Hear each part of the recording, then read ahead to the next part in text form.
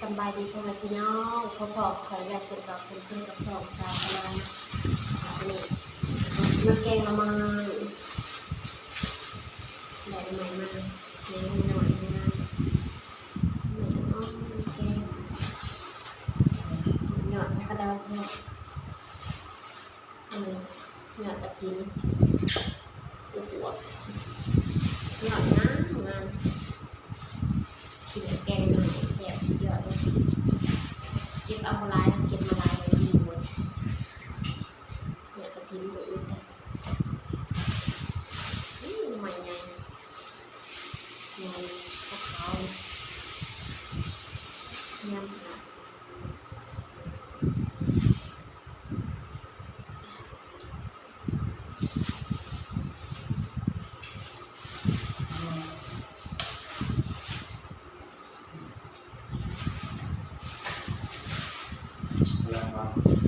ตู้เป็นขาวใช่ไหม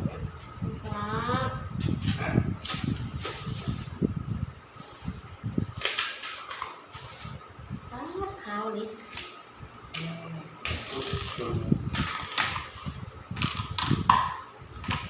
หมดขาวห้อยมือกัดเลย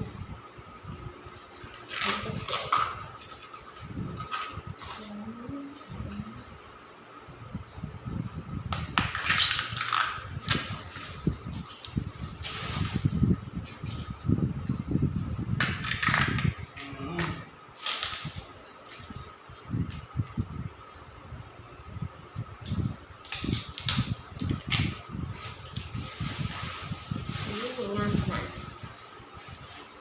นี่น้ำใหม่เขาจะซื้อมาปอกอันนี้ขาวๆเลยนิดหน่อย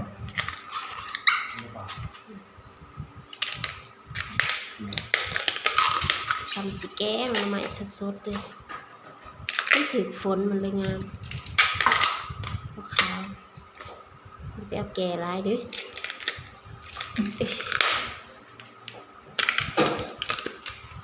งามเลย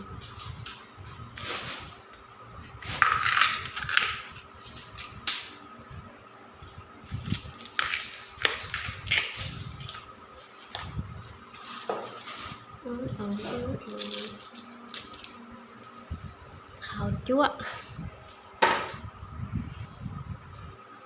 กดก่อน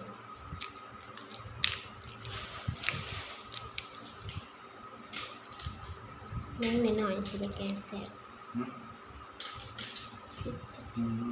แม่งเล็กๆ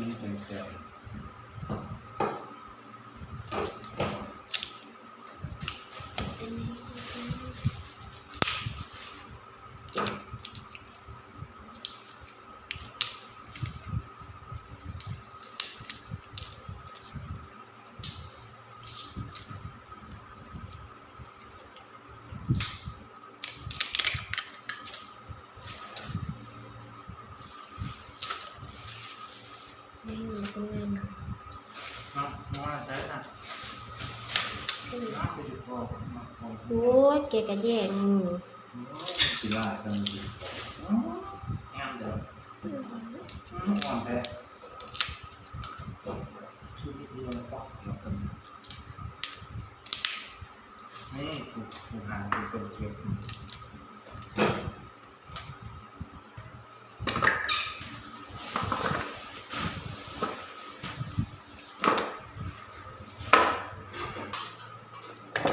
เขาปอกเปลือกแล้วเขาก็สิมาล้างนะทุกคนล้างให้สะอาด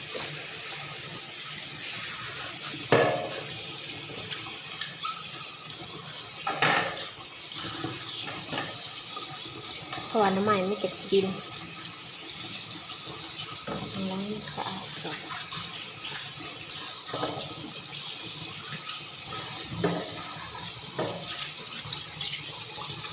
นี่ขาวๆแต่เป็นหยอดที่ปลาทั้งหมดเนี่ย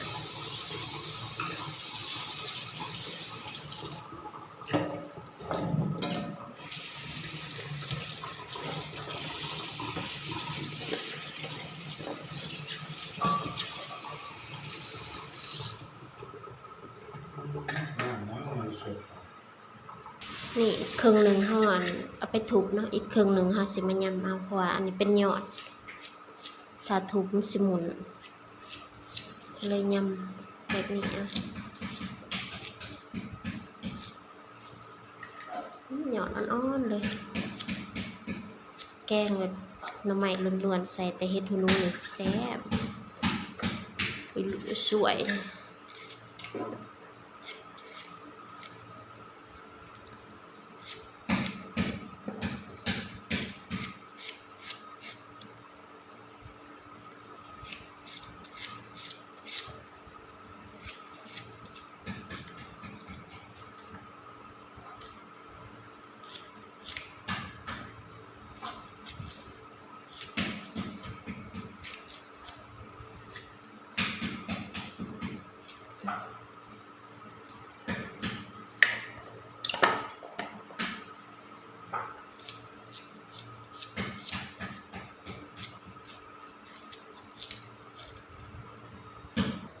นี่หน่อไม้ที่ห่อนย่ำแล้วก็ทุบเนาะส่วนยอดมันก็เฮาสิย่ำแบบนี้ส่วนนั้นแหนงมันเฮาก็สิไปทุบนี่แล้วสิไปต้มโอ้ได้บักหลายนึงกินเบิดอยู่บ่นี่เฮาต้มน้ำเตรียมพร้อมแล้วเนาะเฮาสิลงเลย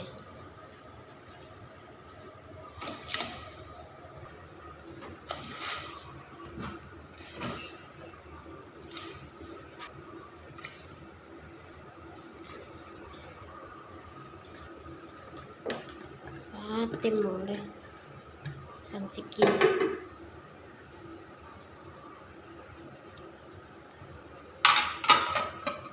ต้มไว้ประมาณครึ่งชั่วโมงนะหรือว่ายันมันจมเฮาต้มจืดแล้วเฮาก็ซิมเบิ่งนะถ้ามันบ่ขมเฮาก็เอามาแกงได้เลยนะบางทีก็บ่ฮอดครึ่งชั่วโมงดอกประมาณ20กว่านาทีก็น่าสิจืดแล้วเพราะมันเป็นหน่อไม้สดเนาะ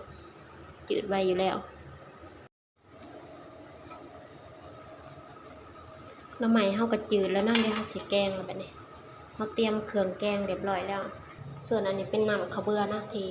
เฮาตำข้าวเบื่อแล้วก็กับบักพริกแล้วก็เฮาละลายน้ำไว้นะเวลาไปใส่แกงมันสิได้แบบบ่ติดก้นหม้อแล้วนี่เฮาละลายไปก่อนส่วนอันนี้เป็นน้ำยะนางเนาะเฮาปั่นมาเรียบร้อยแล้วก็มีเห็ดหูหนูมีลูกโดดแล้วก็ผักขะแยงเนาะเครื่องแกงเฮาก็สิมีส่ำนี้แหละมันแกงหน่อไม้ล้วนๆเฮาบ่ได้ใส่หยังเนาะเฮาเนาะ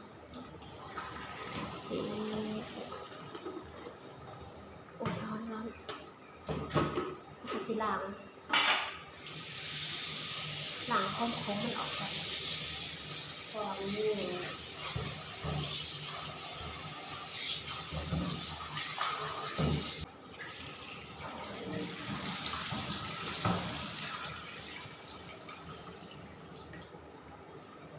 เขาล้างออกแล้วก็ยินน้ำออกเบิดเนาะค่อยไปค้างหม้อหน่อไม้ต้มเขาก็ข้าวงามล้วน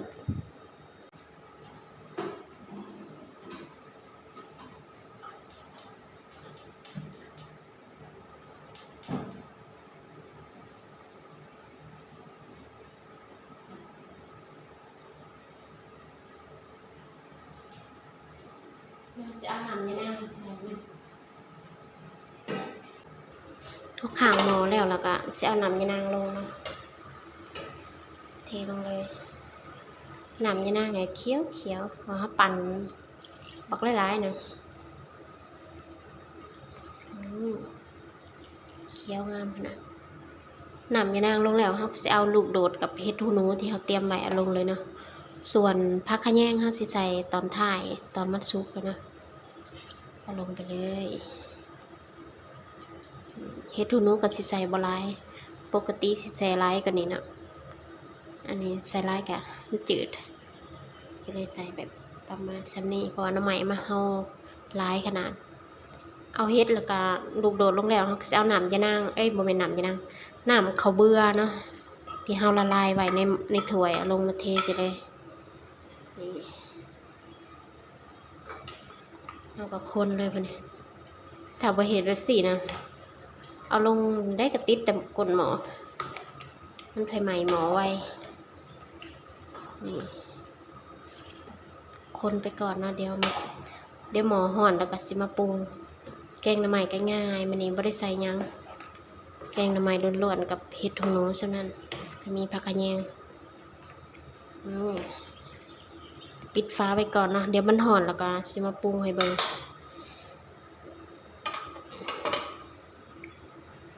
แกงหน่อไม้เฮาก็พดแล้วเนาะเฮาสิมาปรุงแล้วก็สุกเลยนะเพราะว่าพดเทิงแล้วเอาไปล้างบักถั่วมากเลยหันใหม่ที่พดแห้งแล้วอันนี้คือเกลือเนาะใส่เกลือไปสักหน่อยนึงใส่เกลือแล้วก็น้ำปลาแดกเนาะเขามีแต่ปลาแดกปรุงปลาแดกสดบ่มีเนาะพอได้มีปลาแดกสดนี่คักแล้วเนี่ยใส่3 ช้อนไปเลยหมดพอดีเนาะแดกสิ่งที่ขาดไม่ได้ก็คือผงนัวเนาะมีแป้งนัวแล้วก็น้ำตาลน้อยหนึ่งเนาะน้ำตาลผู้ได้บ่มักก็บ่ต้องใส่ก็ได้แต่คอยใส่น้อยหนึ่งเนาะสีสันอาจสิบ่อันนี้เนาะเพราะว่าบักพริกอ่อนบักพริกแบบบ่แดงนะแต่ว่าเผ็ดแท้แน่นอนเลยอันกินมันขึ้นมาแล้วก็เผ็ดแล้วเดี๋ยวสิซิมเบิ่งก่อนเนาะซิมแล้วก็ถ้าพอดีแล้วก็เอาใส่ผักขะแยงแล้วก็ปิดแก๊สได้เลยนะพอสุกแล้วนี่นำแกงหน่อไม้เฮาก็สุกเรียบร้อยเราหยาดซิมกันเนาะห่อน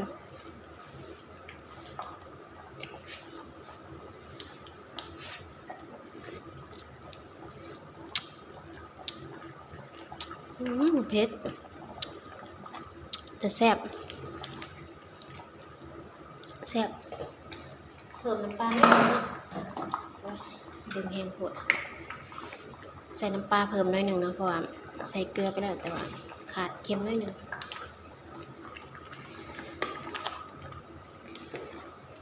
ใส่น้ำปลาเอาขั้นตอนสุดท้ายก็ใส่ผักกะแยงเนาะ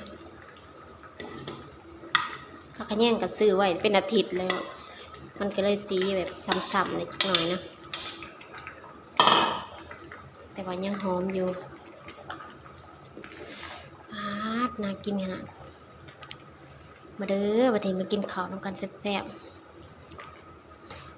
ๆนี่เป็นตาแซ่บแห้งห่อนแห้งแต่นี่ปิดแก๊สได้เลยนะเพราะว่าสุกแล้วเดี๋ยวเราสิตักสิถ้วยแล้วก็ไปกินน้ำกันแซ่บๆมาตักเนาะเดี๋ยวไปกินน้ำกันแซ่บแบบใหม่มันสดๆเลยนี่แซ่บแกงใหม่อ่อนๆเลย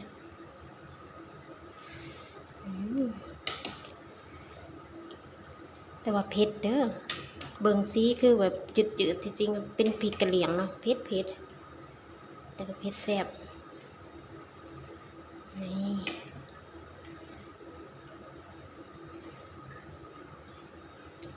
กินตอนเที่ยงร้อนๆนะโอ้สุดยอดเลยแกงหน่อไม้มันนี่ก็มืดครึ้มแต่ว่าร้อนอากาศเอามันพ้นชิโต๊ะเลยนี่ไปกินข้าวบอกน้องกินข้าวบ้านแพร่แกงหน่อไม้อันนี้หยอดกระทิงเนาะ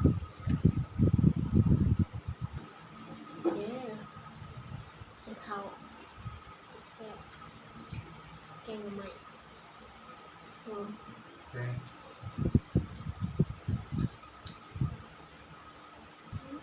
แบบอ่อน